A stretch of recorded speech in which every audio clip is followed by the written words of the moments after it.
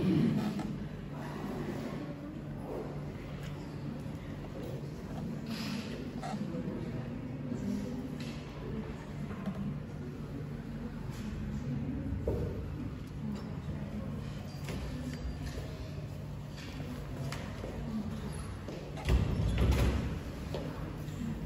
Assalamualaikum warahmatullahi wabarakatuh.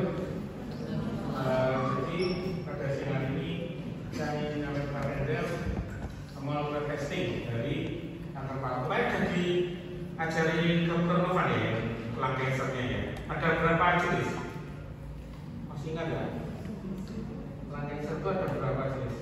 Dibedakan jadi apa gitu? Ya, apa aja? Small cell sama non small cell. Terus non small cell juga dibagi jadi apa? Di apa aja? Nah, ya sebelum Anda mengingat-ingat tadi ya, itu kenapa kok kita perlu melakukan testing? Kira-kira kenapa deh?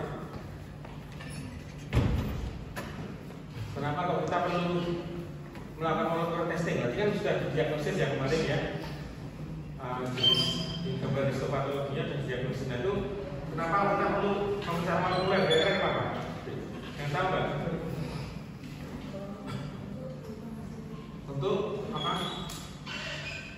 Gak usah malu ya. Untuk apa? Untuk apa? Ya, itu kan terapi ya. Kenapa kok menentukan terapi? Apa terapinya beda? Sama apa beda? Beda apa sama? Beda. Jadi kita bicara dulu ya, tentang kanker paru. Nanti waktu ada puas ya di muafi itu nanti ada sering dijumpai pasien kanker paru itu masuk lumayan banyak ya, kanker paru. Nah di Indonesia ini kalau untuk yang laki-laki nomor 1 ya. Untuk ganasa dilakukan itu paling sebanyak nomor 1 kanker paru. Kalau di wanita itu kanker paru nomor 5, tapi kalau untuk campur itu nomor 2 ya. Jadi kasusnya ini lumayan banyak. Di muafi juga banyak di kasusnya ini ya. Jadi setiap hari itu kita dapat sediaan ya, sitologi ya. Kebanyakan kalau di Indonesia itu pemeriksaannya di level sitologi atau sel, bukan di level jaringan. Karena kalau jaringan itu membutuhkan effort yang lebih ya, jadi minimal kalau biopsi ya. Tapi di negara wajib biasanya dilakukan open ya, biopsinya open sehingga dapat sampel yang berbeda. Tapi karena harus digantikan mahal gitu ya, maka kebanyakan sampel di tempat kita itu sitologi nanti kita lihat ya. Ini klasifikasi kemarin ya yang sudah disampaikan ya. Jadi ada non small cell, ada yang small cell. Non small cell dibagi adenokarsinoma, karsinoma sel squamous dan large cell karsinoma. Ini yang paling banyak adenokarsinoma. Ini yang indah-indah ya. Ini jelas. Nanti kalau kenyataan tidak sejelas ini. Nah, ini harus dibedakan sekarang. Kenapa? Karena tadi terapinya berbeda. Nah, molekular testing itu disarankan oleh berbagai macam organisasi, ASCO, CAP, AMI dan sebagainya. Dan pemeriksaan testing yang minimal itu paling tidak adalah mutasi GFR, pemeriksaan anak dan posban. Ini ada beberapa yang lain. Tapi yang kalau di Indonesia pemeriksaan molekular testing yang dikerjakan adalah GFR, ANK dan DL1. Ini timeline-nya dan mutasi di lung cancer. Dari 2004 sampai 2022 ini yang pertama GFR, ERDB2 ya. Kemudian berkembang 2011 kita ketemu ALK ya. Kemudian 2016 ini ketemu PDL1 dan sebagainya. Kalau di Indonesia yang saat ini dikerjakan yang secara rutin itu GFR ya. GFR, ALK dan PDL1. Nah, kanker paru itu kompleks gitu, termasuk kanker itu hampir semua kanker yang kompleks ya, pasti ada mutasinya ya, driver mutasi yang berbeda-beda. Pada lung cancer ini ada beberapa driver mutasi yang penting, itu KRAS ya, GFR, ALK, ROS1, HER2, BRAF, AKT ya. Dan yang paling banyak adalah yang unknown, yang tidak diketahui. Nah, dari mutasi-mutasi tadi ini bisa didapatkan terapinya ya. Ini yang sudah nanti ada terapi. Nah, yang penting adalah menemukan biomarker ya. Biomarker ini sangat membantu. Jadi biomarker ini penting sekali untuk menentukan treatment. Jadi pemeriksaan molekuler yang kita kerjakan nanti baik di level D maupun di level protein itu nanti penting untuk menentukan obatnya. Jadi yang tanpa diperiksa biomarker ya, hanya kemoterapi ini median survivalnya hanya 8 sampai 10 bulan. Dulu itu pasien paru itu hanya 8 sampai 10 bulan. Kemudian dengan penemuan biomarker ya, misalnya EGFR ini banyak ya, misalnya pada first generation, second generation, third generation ya. Ini meningkatkan sampai 38,6 bulan, jadi sudah hampir 4 kali lipat ya. Kemudian ALK fusion ini sampai lebih dari 51 bulan. Kemudian IGL-1 ya, IGL-1 ini 26,3 bulan ya. Jadi yang kita kerjakan ya, di Indonesia ini DFR, ALK dan IGL-1 utamanya. Dan kita kerjakan juga di rumah sakit Muardi. Jadi nanti kalau ada kelas ya di bagian paru ada mungkin akan menemukan ini ya nanti. Kadang-kadang kita lihat puas mengantar pemeriksaan ini, pemeriksaan ini DFR, ALK dan IGL-1. Nah, ini untuk driver ya, ini yang paling sering adalah IGFR 119 yang paling banyak.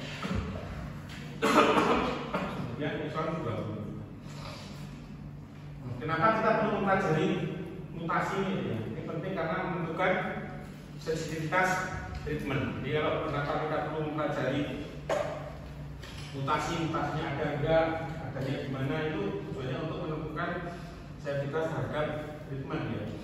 Dari exon 18 sampai exon 24.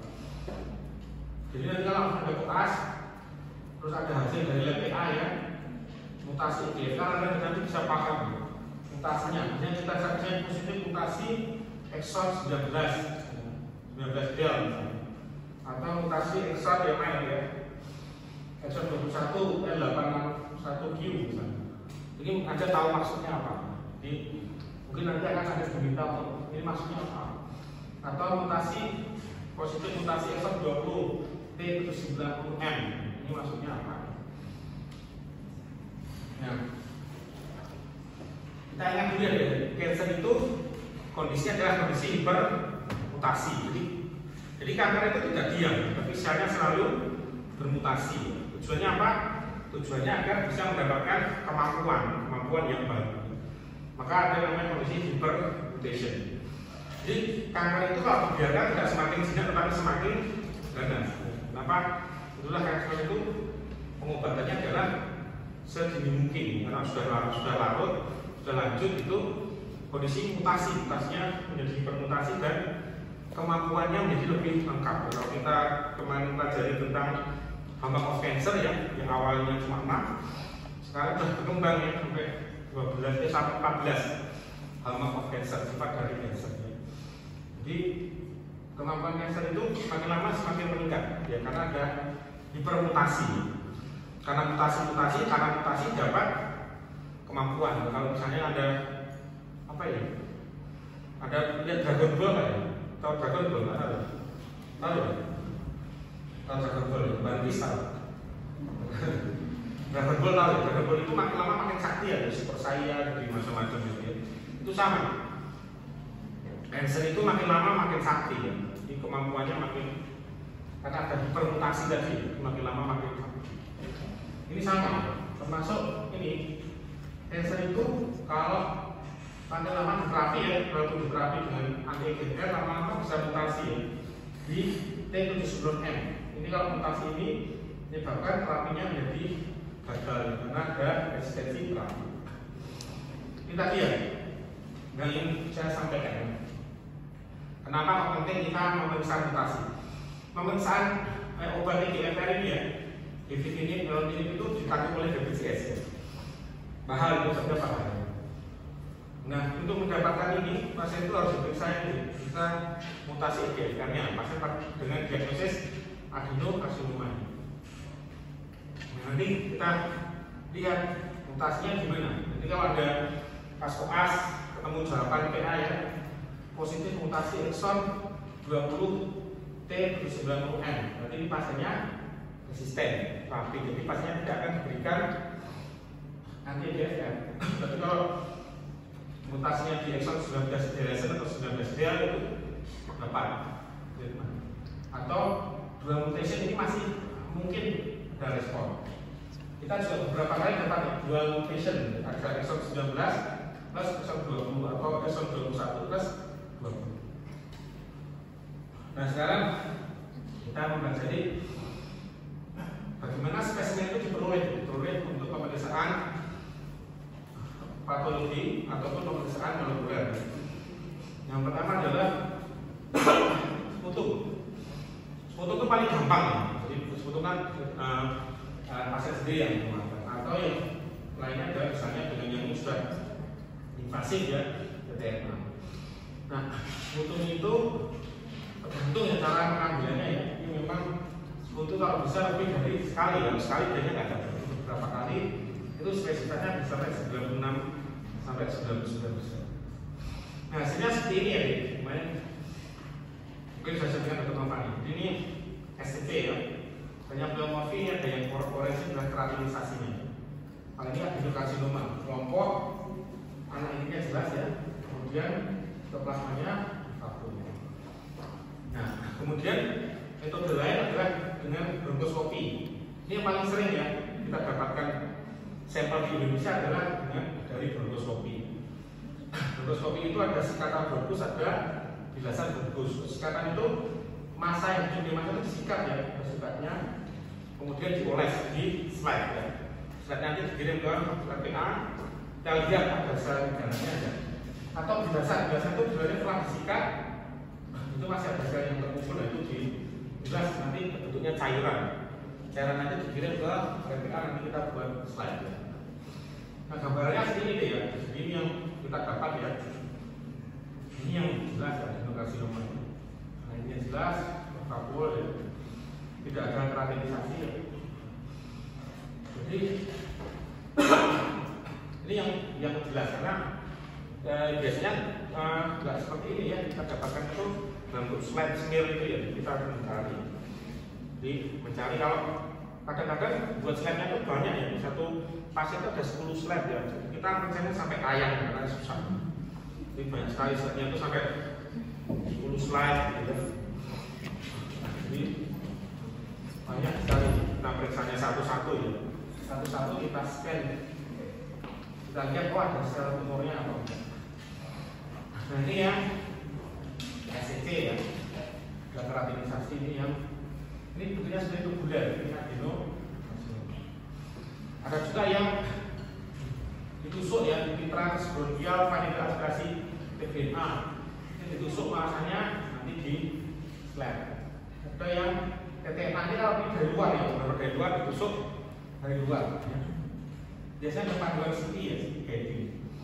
Nanti ditusuk dengan jarum yang spinal needle. Biasanya ukuran sekitar 18 ya, jadi diukur ini memang agak sulit ya. Ini yang mengajar ini dokter SD Salipan. Nah, ini ada nasibnya nih, nasib spesimen seperti apa ya? Jadi spesimen ini bisa tadi ya dari sikatan atau dasar berbus, dari TTNA atau cairan pleura, dari biopsi. Biopsi itu bisa core biopsi atau bisa open biopsi. Kalau biopsi biasanya yang mengerjakan untuk di TKP ya. Jadi kita perlu memprioritaskan nih pemeriksaan apa yang perlu kita lakukan dengan sampel yang terbatas. Karena sitologi, kalau sitologi umumnya terbatas ya, kita harus memilih pemeriksaan mana yang harus kita utamakan. Diagnosis ya, diagnosis. Nah ini kalau diagnosisnya adenokarsinoma semua ya, karsinoma, maka yang pertama kali kita pilih adalah pemeriksaan GFR. Karena pemeriksaan lainnya, lanjutannya ini hanya dilakukan kalau GFR-nya negatif. Ini bisa GFR dulu dengan booster. Nanti kalau masih ada ya, ini bisa pemeriksaan ALK dan GL1. Tapi kalau sampelnya banyak bisa langsung ya. GFR ALK bisa sekaligus langsung. Kalau ada yang pemeriksaan ini ditanggung BCS GFR, idealnya tidak. ALK ditanggung. Jadi ada yang ditanggung, ada yang tidak ditanggung. Mas tanggung berarti pastinya bayar sendiri ya. Makanya perlu kita komunikasikan. Ini obatnya juga berbeda-beda nih. GFR itu hanya GFR tadi ya. ALK itu ada obatnya juga. Kalau ini obatnya ditanggung BCS ALK ini. PD-L1 obatnya tidak ditanggung BCS. Jadi pasien bayar sendiri kalau ini mahal ya harganya obat ini. Jadi ada yang ditanggung, ada yang tidak ditanggung. Jadi memang kita perlu komunikasi dengan pasien. Nanti periksa ini tapi tidak ditanggung ya, tidak bayar sendiri. Ini penting. Jadi pemeriksaan ini kita utamakan yang GFR dulu baru ya. Kalau biopsi ini bisa langsung semua karena biopsi itu jaringannya besar ya, kita bisa langsung periksa semua. Nah, jadi kita perlu membedakan ya antara adenokarsinoma, karsinoma sel squamous atau neuroendocrine tumor. Kenapa perlu dibedakan ya? Tadi ya sudah ya, karena terapinya beda ya. Nah, kadang-kadang gambarnya itu tidak seindah yang kita lihat di atlas itu ya. Gambarnya itu tidak jelas. Karena tidak jelas, maka kita perlu alat bantu. Alat bantunya ada pemeriksaan molekuler, namanya immunohistokimia, immunohistokimia. Nah ini kita ada beberapa pengecatan ya. TTF1 karsinoma itu untuk adenokarsinoma, P40P63 untuk karsinoma sel squamous. Kalau yang ini biasanya kita pakai sinaptoksin kromogramin untuk tumor neuroendokrine. Nah, nanti kalau sudah ketemu adenokarsinoma sama seperti GFR, ALK. Kalau yang karsinoma sel squamous tidak perlu pemeriksaan mutasi GFR ya, langsung ke PD-L1 karena jalur molekulnya berbeda, tidak perlu pemeriksaan mutasi. Ini lokasi ya untuk pengecatan. Nah berikutnya ya, teknik molekuler berikutnya adalah pemeriksaan immunositokimia atau immunohistokimia. Bedanya kalau sitokimia itu untuk sekian sitologi, kalau yang itu untuk yang jaringan. Jadi pemeriksaan ini pemeriksaan yang sangat penting kalau di PA untuk menegakkan diagnosis ya. Yang kita cek adalah proteinnya ya. Jadi kalau tadi mutasi itu kita cek gennya, ini kita cek proteinnya. Anda masih ingat rumah sentral di semester 1? Apa ya rumah sentral?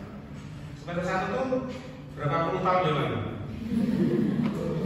Ya, rumah sentral masih kan? Apa itu? Apa? Yang pertama DNA atau gennya ya. Terus jadi apa? Rumah sentral, messenger RNA, terus menjadi apa? DNA lagi. Jadi protein ya. Itu rumah sentral yang lama itu. Karena yang baru itu masih ada mirna, ada sirna dan sebagainya. Tapi intinya ini kita mendetek protein.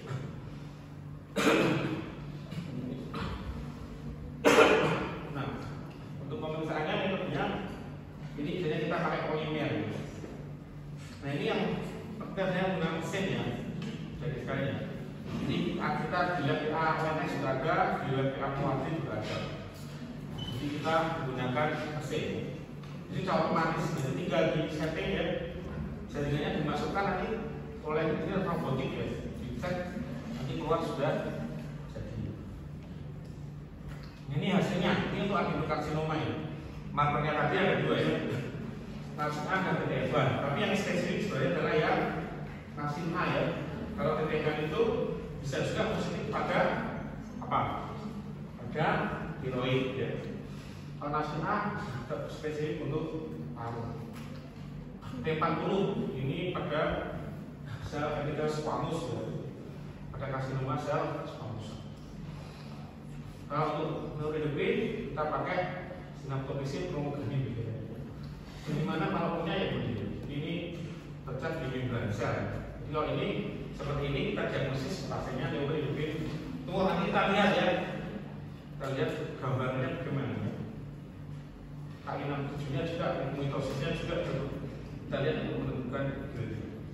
Nah ini pemeriksaan mutasi GPR ya, ini kita kerjakan di lagi.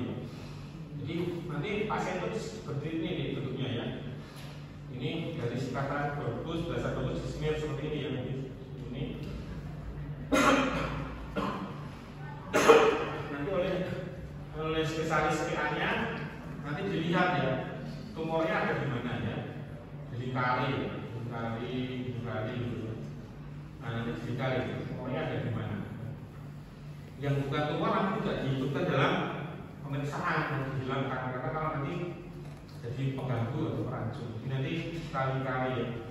Setelah itu nanti dikerok ya. Jadi yang dikali ini dikerok nanti. Kerok terus bahasa tutup ini siap. Nanti dilakukan ekstraksi ya, terus dilakukan PCR ya.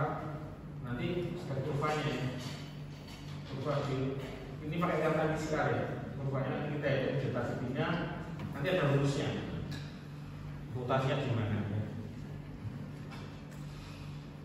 Nah ini kadang-kadang kalau sudah ada di pasien itu kalau sudah didiagnosis, sudah diterapi, masih rekuren misalnya, nah itu ada kalau mau di biopsi lagi itu sudah sulit ya. Makanya ada alternatif yaitu liquid biopsi. Liquid biopsi itu maksudnya dari ini darah, urin atau yang lain. Tapi biasanya kita ambil dari darah. Jadi ini sel tumor itu mengeluarkan DNA-nya ya. Sel tumor itu mengeluarkan DNA di darah dan itu bisa kita deteksi. Nah ini ya. Nah, darahnya diambil, kemudian nanti bisa diisolasi sel-free DNA-nya. Nah ini baru nanti diperiksa. Kalau sudah diisolasi nanti kita bisa periksa mutasinya ya. Tapi alatnya ini berbeda, lebih sensitif karena jumlahnya sedikit ya. Yang bisa kita isolasi dari darah. Jadi sekarang tidak perlu, kalau misalnya tidak memungkinkan, tidak perlu dibiopsi dari jaringannya ya, dari jaringan paru ya. Cukup diambil dari darahnya. Jadi kita isolasi DNA. Nah tadi ya, jadi kalau jaringannya cukup ya kita periksa dari jaringannya. Tapi kalau tidak cukup ya kita pakai dari darah. Ini alurnya sama ya. Jadi kalau sudah spesimen available ya nanti pakai darah. Dari spesimennya kalau tidak cukup ya nanti dari darah ya, dari liquid biopsi.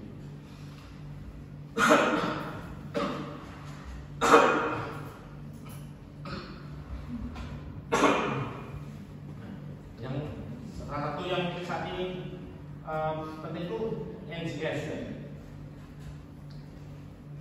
NGS cuma ini agak sulit ya kalau kita tidak semua punya NGS. NGS sequencing itu tidak semuanya punya.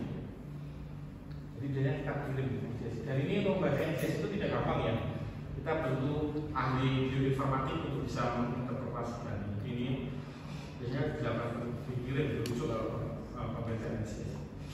Nah ini monitoringnya ya. Jadi kalau pasien first line tadi ya sudah dari diagnosis dan sebagainya, nanti diperiksa dengan liquid biopsi dengan ctDNA dari plasma, jadi yang liquid biopsi tadi. Nanti jadi monitoring berikutnya dengan liquid biopsi. Karena untuk dilakukan biopsi lagi pasien belum mau ya, karena sudah dari awal itu sudah sakit ya terus begitu. Nah biasanya kita pakai liquid biopsi. Nah ini respon rate terapi ya. Jadi kalau kita ada markernya lagi, ini berbagai macam cancer ya. Misalnya ini obatnya nanti ya. Ini berbagai macam terapinya. Ini diagnosis komponennya ya. Kalau ini indikasinya, ini obatnya. Ini kalau di paru itu ini non-small cell obas mutation. Ini yang non-small cell lung cancer tadi misalnya pakai obas GFR misalnya. Nah kalau ada diagnosis komponennya itu ternyata responnya lebih bagus. Jadi karena markernya sama obatnya sudah di matchkan, sehingga responnya lebih tinggi dibanding yang responnya. Nah, terakhir video one. Ini video one ini sudah pemeriksaannya sudah sering kita kerjakan juga ya di Murti. Ini IHC sebenarnya. Video itu prinsipnya menggunakan imunohistochemia. Nah, ini prinsipnya seperti ini. Jadi ini di dalam tubuh kita yang normal ya itu ada sitotoksik T-sel. Kita ingat ya, ini adalah sel yang sangat penting untuk membunuh sel kanker. Jadi imunitas tumor itu paling penting diperankan oleh sitotoksik T-selnya. Nah, ini sel normal tubuh kita. Nah, pada kondisi normal ini aktif ya. Makanya tubuh kita kan baik-baik saja selnya, tidak diserang oleh sel limfosit sitotoksik T-sel tadi ya. Jadi tidak terjadi autoimun. Nah, kenapa bisa terjadi seperti itu? Karena ini, jadi sel sitotoksik T-sel itu mempunyai reseptor namanya PD-1. Nah, sel normal itu ada ligannya PD-1. Ini kodenya ya. Jadi ini ada benderanya PD-1. Jadi bisa mengenali, oh ini teman saya. Kalau misalnya ini seperti kode ya. Kodenya, saya nggak nempel gitu. Jadi kalau ini penjaganya, kalau penjaga kalau punya nempel, oh ini aman, ini teman saya, normal, sel normal, ada nempelnya, video. Nah, sel kanker itu pintar sekali ya, sel kanker itu pintar sekali. Berarti kalau kita punya nempel, berarti kita ya nggak apa-apa ya. Jadi kan sel normal punya nempel ini tadi, hewan. Berarti kalau kita punya nempel berarti nggak apa-apa. Makanya sel kanker itu juga memproduksi hewan. Jadi sel kanker itu juga punya nempel. Dan ternyata juga tidak apa-apa. Jadi yang harusnya dibunuh ya oleh sitotoksik T-sel tadi menjadi tidak dibunuh. Salaman ya. Karena punya hewan, teman. Ini teman tapi bukan teman. Teman semu. Ini teman yang bukan semu. Karena ini sebenarnya sel kanker. Harusnya dibunuh oleh sel tadi tidak karena punya nempel tadi. Jadi menyamar. Maksudnya dia itu bisa menyamar. Jadi oleh sitotoksik T-sel itu dianggap ini adalah temannya, walaupun bukan temannya. Jadi menyamar, bisa menyamar. Kalau ada sitotoksik T-sel itu bisa menyamar. Ini menyamar dengan temannya.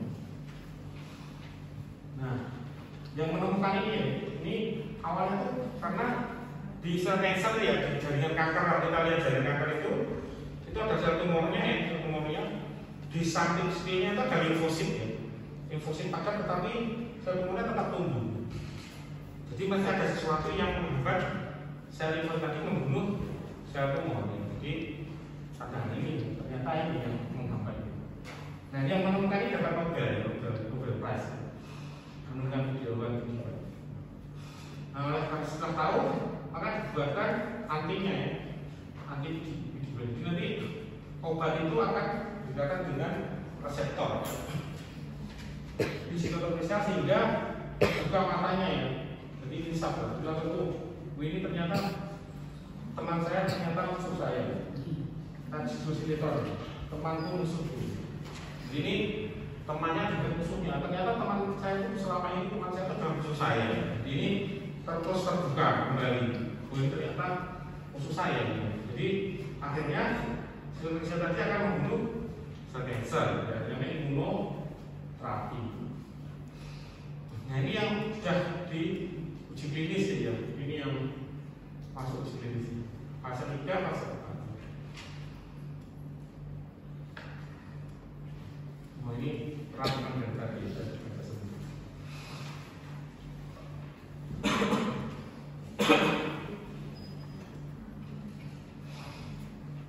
Nah, ini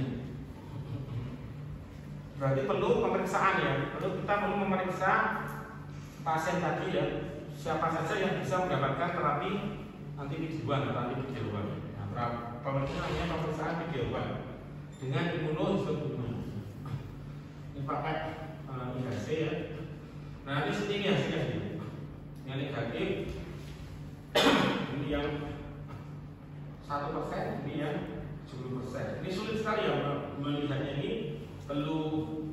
konteks khusus ya, kalau untuk menginterpretasikan. Dan ini lama, ini apa? Membacanya lama, jadi sampai kram matanya kalau diagnosis ini. Jadi ini tuh positif. Yang lama ini juga positif ya. Nah, ini memang sudah ada cara bacanya. Nah, berarti lagi sekali ini dewan testing itu termasuk kategori 1. Jadi penting untuk dibacakan. Selain ini ya, GFR, ALK, dewan. Ini yang beberapa antibodi dewan. Nah, alurnya gimana? Jadi pasien tadi biopsi ya, nanti misalnya dari paru, biopsi paru ya, hasil gede, kemudian tadi ada kalau praktikal ya slide ini ya, dilihat dulu HI-nya ya, HI-nya kemudian dilakukan pengecatan, iya, imunohistochemia dengan mesin tadi. Nah, ini tadi scoringnya itu pakai namanya tumor proportion score ya. Itu prosentase ya antara PD-L1 yang positif dibagi total tumor yang viabel kali 100%. Ini agak sulit kalau harus banyak latihan ya, kalau membaca ini harus ada kompetensi tertentu ya, bisa membaca. Nah ini yang ini. Kalau menjalani kurang dari 1 ini ada treatment ya. Kalau yang 1 sampai 9 masih bisa dapat treatment. Kalau yang jelas dapat treatment itu yang 50% ya. Idealnya ekspresinya bisa mendapatkan treatment. Ya selesai. Ada yang ditanyakan?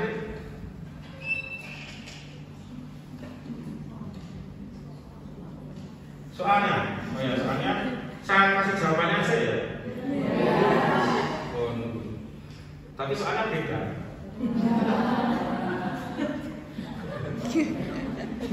Kasih jawabannya tapi soalnya beda. Apa?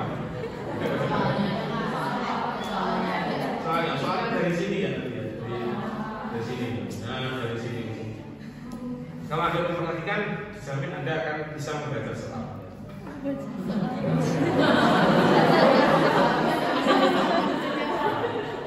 Nanti pokoknya yakin aja dijawab maksud ya,